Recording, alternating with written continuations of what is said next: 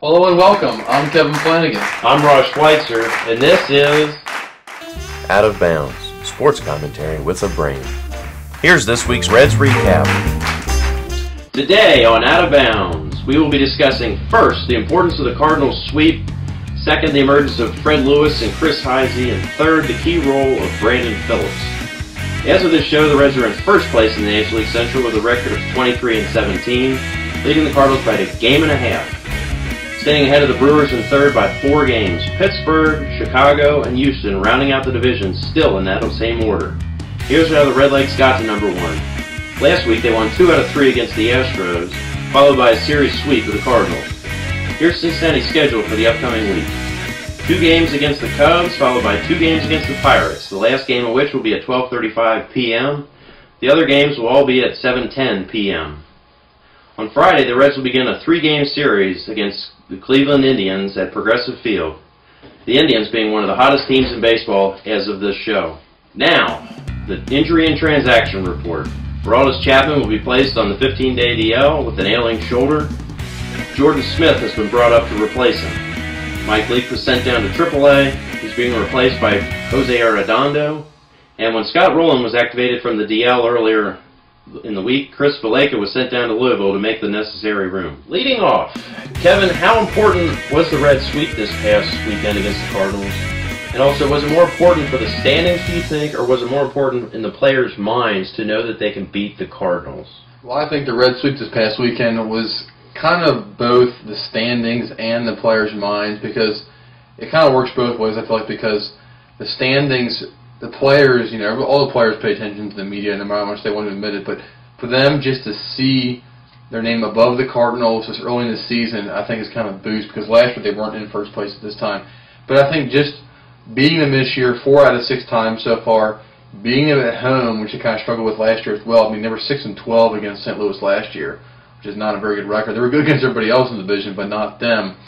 But I think overall, just for the guys like Renneria and Heisey, and just the guys who didn't play that much with the Reds last year, just for them to play on a daily basis against these guys in the series will help them down August, September, in that playoff push, if there is a playoff push for the Cardinals, which is, who knows what will happen. But I think it is definitely more in the players' minds more than the standings, because I think the confidence with, the Reds, if the Reds are on a roll, they're pretty much impossible to beat. I think that it could beat the Phillies even as well. But so I think it's definitely in the players' minds. Moving on, what difference does it make that Fred Lewis and Chris Heisey are doing well, being that neither are everyday players? And how key are those guys with Johnny Gomes struggling as of late at the plate? Well, I think having Fred Lewis and Heisey kind of play off and on is a good thing and a bad thing for Johnny Gomes struggling so bad at the time.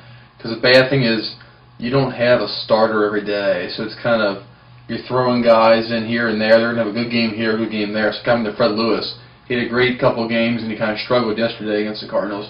And Heisey's kind of the same way. He'll have a good game where he has 2 hits and maybe a couple doubles, but then he'll go 0 for 4.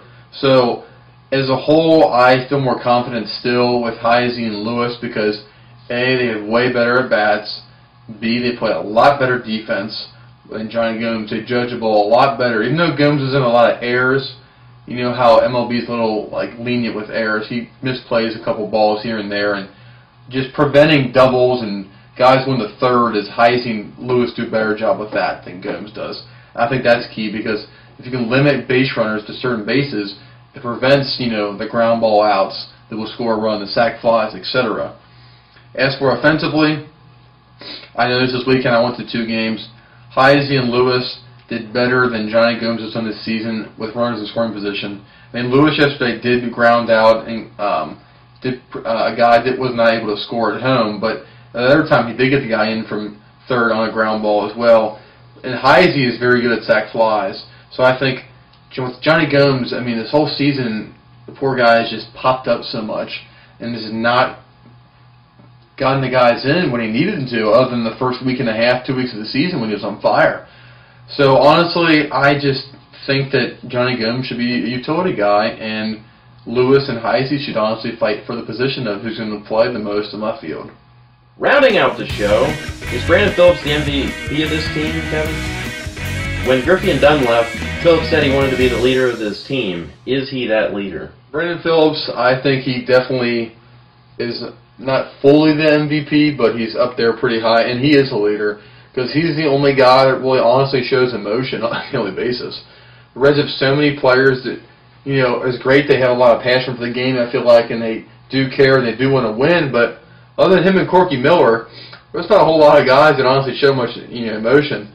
And I think with him being the MVP, because his numbers are well up from any other year that he started off with the Reds since he's been with the Reds.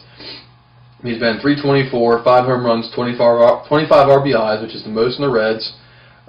His on base is creeping near the 400 mark.